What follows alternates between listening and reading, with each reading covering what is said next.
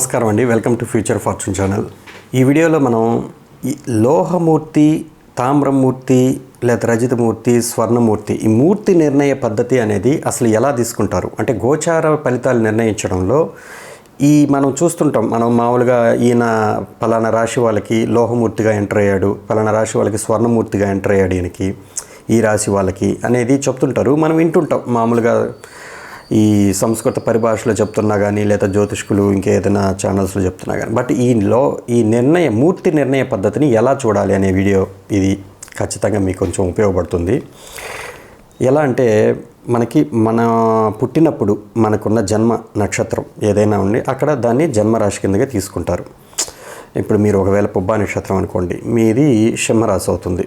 So అట్లా మీది అంటే సింహంలో పుబ్బా నక్షత్రం ఉంది కాబట్టి సో అట్లాగా ప్రతి ఒక్కరికి నక్షత్రాలు, రాశులు ఐడియా ఉండనే ఉంటాయి. ఫస్ట్ ఇప్పుడు మీకు గురువు రేపు మే 1వ తేదీ మారుతున్నాడు కదా. సో ఈయన మారుతున్నప్పుడు పర్టికులర్గా ఆ డే రోజు చంద్రుడు ఎక్కడున్నాడో చూడండి. గోచార చంద్రుడు, మీ జన్మచంద్రుడు అయితే ఫిక్స్డ్, మీకు తెలుసు. మీది ఒకవేళ సింహరాశి అనుకోండి, మీది ఫిక్స్డ్.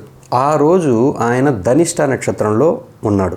ఈ రోజు మే 1వ తేదీ చంద్రుడు, గోచార చంద్రుడు ధనిష్ట నక్షత్రంలో ఉన్నాడు.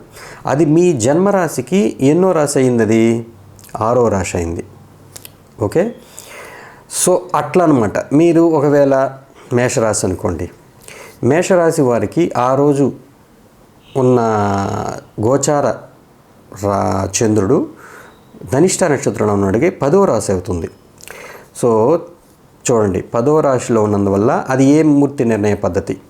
సో వీళ్ళు మనకి జనరల్గా చెప్పింది ఏంటంటే, ఈ మూర్తి నిర్ణయ పద్ధతిని మీరు తెలుసుకోవడం ద్వారా ఎంత ఫేవరబుల్ రిజల్ట్. ఒకవేళ ఈయన 5వ ఇంట్లోకి వచ్చాడు, మామూలుగా మనకి గురువు 2వ ఇంట్లో కానీ, 5వ ఇంట్లో కానీ, 7వ ఇంట్లో కానీ, 9వ ఇంట్లో కానీ, 11వ ఇంట్లో కానీ మంచి ఫలితాలు ఇస్తాడు అనేది సిద్ధాంతం. ఇది నిజంగా మంచి ఫలితాలు ఇస్తుందా? ఇది మన వరకు మన రాశి నుంచి ఎలా నిర్ణయించాలి? ఇది స్వర్ణమూర్తిగా ప్రవేశించాడా ఆయన, లేదు రజితమూర్తిగా ప్రవేశించాడా, లేదు తామ్రమూర్తిగా ప్రవేశించాడా, లేదా లోహమూర్తిగా ప్రవేశించాడా? డిపెండ్స్. దీన్ని బట్టి మనం ఇంకొంచెం బాగా రిజల్ట్స్ అనేది చెప్పడంలో, గోచార ఫలితాలు నిర్ణయించడంలో మంచి మెలకువ పాటించిన వాళ్ళు అవుతాం. ఇది జనరల్గా ఏం చెప్తున్నారంటే స్వర్ణమూర్తి అనేది తీసుకోండి. ఫస్ట్ స్వర్ణమూర్తి అని అంటే మీ యొక్క జన్మరాశి నుండి ఏ రోజు మే 1వ తేదీ గురువు మారిన రోజు గోచార చంద్రుడు మీ యొక్క జన్మరాశి నుండి 1, 6, 11 స్థానాల్లో కానీ ఉండగలిగితే అది మీకు స్వర్ణమూర్తిగా ఎంటర్ అయ్యాడని అర్థం. ఇప్పుడు ఎవరెవరికి స్వర్ణమూర్తిగా ఈయన ఎంటర్ అయ్యాడు, ఏ రాశుల వాళ్ళకి అన్నప్పుడు మనం ఫస్ట్ చూసుకోవాల్సింది 11వ రాశి చూసుకోండి. ఇప్పుడు ఎవరికి అవుతాడు? ధనిష్ట నక్షత్రం 11వ రాశి ఎవరికి అవుతుంది? మీన లగ్నం వాళ్ళకి అవుతుంది. చూడండి, మీన లగ్నం, మీనరాశి. వీళ్ళకి ఈయన 100% గోచార గురువు 3వ ఇంట్లో ఉంటాడు. స్టిల్ ఈ రాశి నుంచి ఆయన 11వ రాశిలో ఉన్నాడు కాబట్టి ఇది మీనరాశి వారికి, లగ్నం అని చెప్పాను ఇందాక, కానీ మన జన్మరాశి మీనరాశి అయి ఉండాలి. సో మీనరాశి నుంచి ఆయన 11వ భావంలో ఉన్నాడు కాబట్టి గోచార చంద్రుడు, ఈ 3వ ఇంట్లో ఉన్న గురువు మామూలుగా మంచి ఫలితాలు ఇవ్వడానికి ఛాన్స్ లేదు సిద్ధాంతం ప్రకారం. బట్ ఆయన ఇప్పుడు స్వర్ణమూర్తిగా ఎంటర్ అయ్యాడు కాబట్టి 3వ భావానికి సంబంధించి కానీ లేదా ఆయన చూసే దృష్టిలు కానీ పవర్ఫుల్గా ఉంటాయి, బాగా మంచి రిజల్ట్స్ ఇచ్చే అవకాశాలు ఉంటాయి. సో ఆయన ఏ భావాన్ని చూస్తాడు? అక్కడి నుంచి కామ త్రికోణాన్ని చూస్తాడు. సో ఖచ్చితంగా మీకు 7వ భావాన్ని, 11వ భావాన్ని, తర్వాత 9వ ఇంటిని కూడా చూస్తాడు సప్తమ దృష్టితో అక్కడి నుంచి. సో ఇవన్నీ కూడా మంచి రిజల్ట్స్ ఇచ్చే అవకాశాలు ఉంటాయి. సో ఇది ఒక ప్రిడిక్షన్. ఇట్లా మనం ఒకవేళ ఆయన అంటే మామూలుగా అయితే దాని గురించి సూపర్గా ఇచ్చేస్తాడు ఫలితాలని చెప్పకూడదు. ఎందుకంటే ఫస్ట్ రూలే ఏంటంటే 2వ ఇంట్లో, 5వ ఇంట్లో, 7వ ఇంట్లో, 9వ ఇంట్లో, 11వ ఇంట్లో గురువు మంచి ఫలితాలు ఇస్తాడనేది రూల్, రూల్. బట్ ఈయన అన్ఫేవరబుల్ రిజల్ట్స్ 3వ ఇంట్లో, 6వ ఇంట్లో, 8వ ఇంట్లో, 12వ ఇంట్లో ఈయన మంచి ఫలితాలు ఇవ్వడం అని చెప్పున్నారు. ఇప్పుడు ఏంటంటే చెడు చెయ్యడు అట్టని చెప్పి మంచి సూపర్గా చేస్తాడనే లేదు, చెడు చెయ్యడు. ఇది ఇబ్బంది పెట్టదు, ఈ గోచారం ఇబ్బంది పెట్టదు మీనరాశి వాళ్ళకి అని చెప్పుకోవడం. తర్వాత మీకు ఇంకొకటి, ఈ 6వ ఇంట్లో సింహరాశి వారికి 6వ ఇంట్లో గోచార చంద్రుడు ఉన్నాడని లెక్క. సో సింహరాశి వాళ్ళకి ఇప్పుడు గోచార చంద్రుడు 10వ ఇంట్లో గోచారం ఉన్నాడు. సో అందువల్ల ఏమవుతుంది, కెరీర్ పాయింట్ ఆఫ్ వ్యూలో మంచి రైజింగ్ ఉంటుంది. స్వర్ణమూర్తి కదా, 100% ఆ ప్లేస్ ఇవ్వకపోయినప్పటికీ ఈయన కెరీర్ పాయింట్ ఆఫ్ వ్యూలో ఏదో సిగ్నిఫికెంట్ చేంజ్ అనేది ఖచ్చితంగా ఉండనే ఉంటుంది. చెడు అయితే చేయడు, కెరీర్ని నిలబెడతాడు. అక్కడి నుంచి ఆయన అర్ధ త్రికోణాన్ని యాక్టివేట్ చేశాడు. ఖచ్చితంగా బ్యాంక్ బ్యాలెన్స్ పెరగడం కానీ, ఇబ్బందులన్నీ తొలగిపోవడం కానీ జరుగుతాయి. ఈ రాశి వారికి, సింహరాశి వారికి స్వర్ణమూర్తిగా 10వ ఇంట్లో పవర్ఫుల్ కదా. మామూలుగా అయితే కోణస్థితుల్లో బాగా యోగిస్తాడు, బట్ కేంద్రంలో అంటే చెడు చేయడు, గుర్తుపెట్టుకోండి. తర్వాత మనకి ఇంకెవరికి 1వ స్థానం. 1వ స్థానం అంటే ఎవరు? మకరమే. గోచార చంద్రుడు అక్కడే ఉన్నాడు, మీ జన్మచంద్రుడు అక్కడే ఉన్నాడు. సో అప్పుడు మకర రాశి వాళ్ళకి ఈ గోచారం ఈయన 5వ ఇంట్లో ఉన్నాడు. ఇది సూపర్. ఎందుకంటే మామూలుగా శాస్త్రం ఏం చెప్తుంది, 2వ ఇల్లు, 5వ ఇల్లు, 7వ ఇల్లు, 9వ ఇల్లు, 11వ ఇంట్లో మనకి మంచి రిజల్ట్స్ ఇస్తాడు ఈయన అని చెప్పున్నారు. సో ఇప్పుడు ఈయనకి ఏమైంది, అది మంచి సిద్ధాంతం ప్రకారం గోచారం బాగుంది. 5వ ఇంట్లో ఈయన స్వర్ణమూర్తి అయ్యాడు. ఇంత ఆ లెక్కన వీళ్ళకి ఏదో ఫేవరబుల్ ట్రాన్సిట్ ఖచ్చితంగా మకర రాశి వాళ్ళకి ఈసారి ఏదైనా మార్పులు జరిగితే జీవితంలో అది మంచికే, చాలా మంచికే. అది ఇల్లు మారినా కానీ, ఉద్యోగం మారినా కానీ, ఏదైనా డెసిషన్ తీసుకున్నా కూడా ఇది మంచికే అని మనం ఒక నిర్ణయానికి రావచ్చు. మళ్ళీ ఈయన మకర రాశి వాళ్ళకి ఆధిపత్య పాపి కదండి, గురువు ఏం చేస్తాడు, అక్కడ గోచారంలో ఆధిపత్యాలు అవన్నీ చూడకూడదు. ఏది అంటే పాపే, ఈ మకర రాశి వాళ్ళకే పాపే ఆయన ఆధిపత్య రీత్యా. అట్లా కాదు, ఫంక్షనల్ బెనిఫిక్, ఫంక్షనల్ మ్యాలిఫిక్ అనేవి గోచారంలో చూడాల్సిన పనిలే. అది ఓన్లీ దశలు, అంతర్దశలు నిర్ణయించేటప్పుడు ఉపయోగపడతాయి. కానీ ఈయన సహజ శుభుడు, నైసర్గిక, ఈ గోచారం అంతా కూడా నైసర్గిక ఫలితాలు ఇవన్నీ. మీకు ఇండివిజువల్గా ఎలా ఉపయోగపడతాడు అని అంటే 3వ ఇంటికి 12వ ఇంటికి భావాధిపత్యం ఉన్న విషయాల్లో మీకు మంచి ఫలితాలు ఇచ్చే అవకాశాలు ఉంటాయి. ఆయన ఆ భావాలకు ఆధిపత్యం ఇచ్చాడు కాబట్టి అంటే మంచి ఫలితాలుగా కన్వర్ట్ చేస్తాడు. ప్రతి భావానికి మంచి చెడు రెండు ఉన్నాయి కదా. 3వ ఇంటికి మైథునం అని అన్నారు, బాగా సెక్సువల్గా కోరికలు ఎక్కువగా డిజైర్స్ ఉంటాయని అన్నారు. అదొక్కటేనా? ఆ భావంలో చాలా ఉన్నాయి కదా. స్వప్రయత్నం, సొంత ప్రయత్నంతో, విల్ పవర్తో పైకి రావడం, కొత్తగా స్టార్టప్ బిజినెస్లు చేయడం, సో బ్రదర్ అండ్ సిస్టర్స్ యొక్క ఇన్ఫ్లుయెన్స్ లైఫ్లో చూడడం, ఇవన్నీ ఉన్నాయి కదా. మామూలుగా శుభ ఫలితాలు, తరచూ ప్రయాణాలు చేయాల్సి రావడం, సో వాటికి సంబంధించిన ఫలితాలు కూడా మనం చూడాలి. అట్లా ఈయన ఇప్పుడు ఈ 3వ భావానికి సంబంధించిన మంచి ఫలితాలు ఇచ్చే అవకాశాలు ఉంటాయి 5వ ఇంట్లో. అంటే ప్లేస్ షిఫ్ట్ అవ్వడము, లేదా మీ యొక్క చెల్లెలు వాళ్ళ యొక్క జీవితంలో లేదా మంచి మార్పులు రావడము, సంథింగ్ ఏదైనా. సో ఇట్లా మన మూర్తి నిర్ణయ పద్ధతిని ఇలా తెలుసుకున్నందువల్ల ఇది స్వర్ణమూర్తికి చెప్పాను. ఇప్పుడు మీకు రజితమూర్తికి చూద్దాం. రజితమూర్తికి ఏ ఏ స్థానాలు, మీ జన్మరాశి నుంచి ఏ ఏ స్థానాల్లో అనేది మనం చూడాలి. సో ఈ రజితమూర్తి అనేది మీ యొక్క జన్మరాశి నుంచి 2వ ఇల్లు, 5వ ఇంట్లో, 9వ ఇంట్లో గోచార చంద్రుడు ఉన్నట్లయితే ఇప్పుడు ఈ గురువు మీకు రజితమూర్తిగా ప్రవేశించాడని అర్థం. స్వర్ణమూర్తి అంటే ఎక్స్ట్రీమ్లీ మంచి ఫేవరబుల్ ట్రాన్సిట్ అని, ఇది ఫేవరబుల్ ట్రాన్సిట్. తర్వాత తామ్రమూర్తి అంటే రాగి, దాంట్లో ఏమంటారు యావరేజ్ రిజల్ట్స్ అని చెప్పారు. ఇది గుడ్ రిజల్ట్స్, అది ఎక్స్ట్రీమ్లీ గుడ్ రిజల్ట్స్. స్వర్ణమూర్తి ఇది గుడ్ రిజల్ట్స్. ఏది 2వ ఇంట్లో కానీ, 5వ ఇంట్లో కానీ, 9వ ఇంట్లో కానీ. ఎవరెవరికి 2వ ఇంట్లో గోచార చంద్రుడు ఉంటాడు? ధనుస్సు రాశి వాళ్ళకి ఉంటాడు. పంచమంలో ఎవరికి ఉంటాడు? కన్యా రాశి వారికి ఉంటాడు. 9వ ఇంట్లో ఎవరికి ఉంటాడు? వృషభ రాశి వారికి ఉంటాడు. సో ఇప్పుడు గోచార గురువు మీకు రజితమూర్తిగా ప్రవేశిస్తున్నాడు. సో ఈ వృషభ రాశి, ధనుస్సు రాశి, కన్యా రాశి వారికి డెఫినెట్గా ఇది మంచి ఫలితాలు ఇచ్చే అవకాశాలు ఉండనే ఉన్నాయి. ఇది ముహూర్త నిర్ణయ పద్ధతి ప్రకారం మనం అసలు నిజంగా యాక్చువల్గా గురువు మీకు ఈ గోచారాన్ని బాగా ఇస్తున్నాడా లేదా అనేది. ఇప్పుడు వీళ్ళలో అదృష్టవంతులు ఇంకా బాగా ఎవరు అని అంటే కన్యారాశి వారు. ఎందుకంటే కన్యారాశి వారికి 9వ ఇంట్లో మామూలుగా సహజంగా సిద్ధాంతం ఏంటి చెప్పాను కదా ఇందాకే, ఫేవరబుల్ ట్రాన్సిట్స్ అనేవి. సో 9వ ఇంట్లో మంచి ఫలితాలు ఇస్తాడనేది అందరికీ తెలుసు. ఇప్పుడు రజతమూర్తిగా కూడా ప్రవేశించాడు కాబట్టి ఇది కొంచెం మంచి ఫలితాలు ఇచ్చే అవకాశాలు ఎక్కువగా ఉంటాయి. సో మనకి ఈ 2వ ఇంట్లో అంటే జన్మరాశి నుంచి 2వ ఇంట్లో ఎవరికి ఉంటారు అంటే ధనుసు రాశి వారికి ఉంటారు. సో జన్మరాశి నుంచి పంచమంలో ఎవరికి ఉంటారంటే కన్యా రాశి వారికి పంచమంలో ఉంటాడు. సో 9th హౌస్ జన్మరాశి ఏమవుతుంది, మీకు వృషభ రాశి వారికి జన్మరాశి అంటే మనకి ఆ రోజు గురువు మారేటప్పుడు ధనిష్ట నక్షత్రంలో మారుతున్నాడు కాబట్టి మీకు 9వ ఇల్లు అవుతుంది. సో వృషభ రాశి వారికి కన్యా రాశి వారికి ఈయన కోణ స్థితుల్లో ఎలాగూ, ఎందుకంటే వృషభ రాశి కంటే డైరెక్ట్గా జన్మరాశి మీద ఆయన గోచారం, కన్యా రాశి కంటే డైరెక్ట్గా 9వ ఇంట్లో. ఓకే, సో కోణ స్థితుల్లో ఈ సంచారం ఉంది.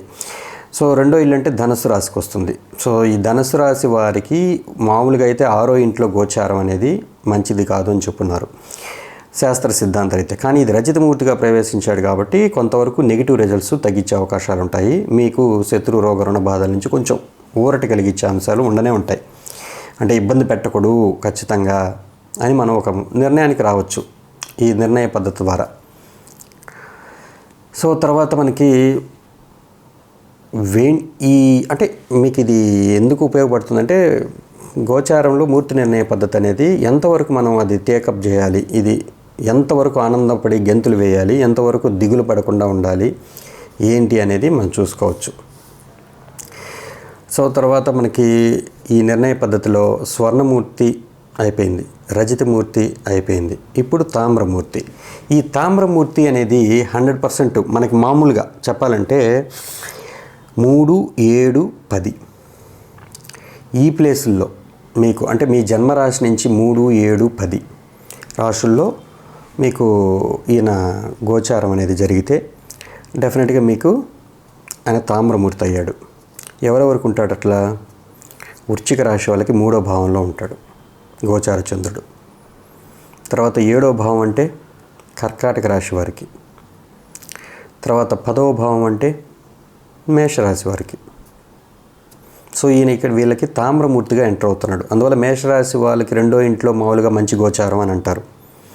ఇప్పుడు ఆయన తామ్రమూర్తిగా, ఇది యావరేజ్ రిజల్ట్స్ ప్లస్ ఈయన మంచి గోచారం కాబట్టి ఒక రకంగా అబోవ్ యావరేజ్ రిజల్ట్స్ ఇల్లు మంచిగా చూస్తారు అనేది మనం నిర్ణయం చేసుకోవచ్చు. తర్వాత కర్కాటక రాశి వారికి మామూలుగా అయితే ఏకాదశ స్థానం అద్భుతంగా ఫలితాలు ఇస్తుందని అంటారు. కానీ ఈయన నిర్ణయం అంటే మనకి ప్రవేశించిన మూర్తి తత్వం మాత్రం తామ్రమూర్తిగా ప్రవేశించాడు కాబట్టి యావరేజ్ రిజల్ట్స్. ఈ యావరేజ్ రిజల్ట్స్ అది బెనిఫిక్ రిజల్ట్స్ రెండు కలిపితే అబోవ్ యావరేజ్. సో ఇట్లా చూడండి, మనం మామూలుగా అయితే అదే కానీ స్వర్ణమూర్తిగా కానీ ఎంటర్ అయ్యి ఉంటే సూపర్గా ఉండేది. ఇంకా కర్కాటక రాశులకి అష్టమ శని కూడా మర్చిపోయేంత పరిస్థితులు వచ్చుండేవి. తర్వాత 3, 7 కర్కాటక రాశి, 10 అంటే ఈయన ఎవరు మేషరాశి. సో వృశ్చిక రాశి, మేషరాశి, కర్కాటక రాశి వాళ్ళకి ఇప్పుడు తామ్రమూర్తిగా గురువు ప్రవేశిస్తున్నాడు అన్నమాట. సో వీళ్ళ యొక్క రిజల్ట్స్ ఈ విధంగా ఉంటాయి. ఇప్పుడు మామూలుగా మనం ఏంటంటే లోహమూర్తి 4, 8, 12 భావాల్లో మీ యొక్క జన్మరాశి నుంచి 4వ భావంలో ఈయన సంచరిస్తుంటే గోచార చంద్రుడు 8వ ఇంట్లో కానీ 12వ ఇంట్లో కానీ ఎవరెవరికి అట్లా, తులారాశి వారికి 4వ ఇంట్లో గోచార చంద్రుడు ఉన్నాడు ఆ రోజు. సో తర్వాత 8వ ఇల్లు అంటే ఖచ్చితంగా మనకి మిథున రాశి. సో మిథున రాశి నుంచి మనకి ఇక్కడ మకరం అనేది 8వ రాశి అవుతుంది. సో తర్వాత మనకి 12వ రాశి కుంభరాశి. సో కుంభరాశి వారికి ఈయన 12వ ఇంట్లో ఉన్నాడు అన్నమాట గోచార చంద్రుడు. సో వీళ్ళకి మాత్రం ఈ గురువు లోహమూర్తిగా ఎంటర్ అయ్యాడు. దీనికి వాళ్ళు ఏం చెప్పారు, అన్ఫేవరబుల్ ట్రాన్సిట్. ఈ మూర్తి నిర్ణయంలో ఈయన కొంచెం చెడు ఫలితాలు ఇస్తారు అనేది నిర్ణయించడం జరుగుతుంది. సో అందువల్ల ఏంటంటే ఇప్పుడు ఎవరెవరికి కొంచెం డిఫికల్ట్ సిచ్యువేషన్, ఈవెన్ ఇప్పుడు మిథున రాశి వాళ్ళు ఉన్నారు, ఆయన 12వ ఇంట్లో గోచారంలో 12వ ఇంట్లో ఉన్నాడు. సో మూర్తి నిర్ణయ పద్ధతి ప్రకారం ఆయన లోహమూర్తి అయ్యాడు. సో గురువు వల్ల ఇక్కడ ప్రాబ్లమ్స్ ఉండనే ఉంటాయి, అన్ఎక్స్పెక్టెడ్గా ఎక్స్పెన్సెస్ ఉంటాయి. తర్వాత మీరు అది మంచిగా చెడుగా ఏంటనేది మొత్తానికి ఎక్స్పెన్సెస్ అన్ఎక్స్పెక్టెడ్ అన్ఫోర్సీన్ ఎక్స్పెన్సెస్ మనం చూడొచ్చు. సో మీకు గురువు ఏ ఫలితాలు ఇస్తాడనేది ఇంతకుముందు వీడియో చేస్తున్నాను. బట్ ఇది ఎంతవరకు తీసుకోవాలనేది ఈ మూర్తి నిర్ణయ పద్ధతి ద్వారా మనం కొంత ఇది అవగాహనకి. సో ఒక పక్కనేమో లోహమూర్తి, ఒక పక్కనేమో ఫేవరబుల్ ట్రాన్సిట్ కాదు. అందువల్ల మిథున రాశి వాళ్ళు ఈ యొక్క గోచార పద్ధతిలో గురువు యొక్క ఇచ్చే ఫలితాలు కొంచెం జాగ్రత్తగా చూసుకోండి. మీ దశ ఇదంతా కూడా 25% జస్ట్ ఇది అంటే మీ డెలివరీ బాయ్కి ప్రాబ్లం. మీకు రిజల్ట్స్ ఇచ్చేది అంటే మనకేంటి గోచారం అంటే ఖచ్చితంగా మీ దశ అంతర్దశ నదులను సపోర్ట్ చేసే ఫ్యాక్టర్స్ రాలేదు అని అర్థం. అంటే మెయిన్ ప్రతి జాతకంలో ఎవరికైనా గోచారంలో గురువు చాలా ఇంపార్టెంట్ కదా. అంటే ఏ విధంగా ఫేవరబుల్ ట్రాన్సిట్ వస్తే ఆ సంవత్సరం ఏదో మంచి జీవితంలో శుభపరిణామాలు చోటు చేసుకుంటా అనేది ఒక సిద్ధాంతం. సో ఈ గురువు ఈ సంవత్సరం కంప్లీట్గా కొంచెం నెగిటివ్గా ఉంటున్నాడు కాబట్టి మీరు గురుబలం పెంపొందించే ప్రయత్నాలు చేయాలి. అంటే ఏంటి గురువుకి మామూలు కారకత్వాలు, పెద్దవాళ్ళకి జ్ఞానంలో మీకన్నా మంచి జ్ఞానం ఉన్న వాళ్ళకి జ్ఞానవంతులకి మీరు సేవ చేయడం, తర్వాత టెంపుల్స్ విజిట్ చేయడం, సో ధార్మిక కార్యక్రమాలు అంటే డొనేషన్స్ ఏదైనా చేయడం, ఇవన్నీ చేయడం ద్వారా ఈ గురుబలాన్ని అంటే ఈ నెగిటివ్ రిజల్ట్స్ని మనం కాంపన్సేట్ చేసుకోవచ్చు. సో ఎందుకు చెప్తున్నానంటే ఇది 100% ప్రతి గ్రహానికి ఈ యొక్క పరిహారాల విషయంలో ఏది మనకి వీకో దానికి సంబంధించిన కారకత్వాలు మనం డొనేట్ చేయడం ద్వారా, అవి అవలంబించడం ద్వారా, మన జీవన శైలిలో మార్పులు తీసుకురావడం ద్వారా ఖచ్చితంగా మీరు ఆ నెగిటివ్ ఇంపాక్ట్ నుంచి మనం మైండ్ సెట్ మారిపోతుంది. సో అందువల్ల ఏంటంటే వీళ్ళకి మిథున రాశి వాళ్ళకి ఇది, తర్వాత ఎవరికి తులారాశి వాళ్ళకి అష్టమంలో సంచారం మామూలుగానే అది నెగిటివ్ ట్రాన్సిట్. తర్వాత చూస్తే ఆయన లోహమూర్తిగా చూడండి మీ రాశి నుంచి ఆయన 4వ ఇంట్లో ఉన్నాడు. సో అందువల్ల లోహమూర్తి అయ్యాడు. సో తులారాశి వాళ్ళు కూడా అట్మోస్ట్ జాగ్రత్తగా ఉండాల్సిన గోచారమే ఇది.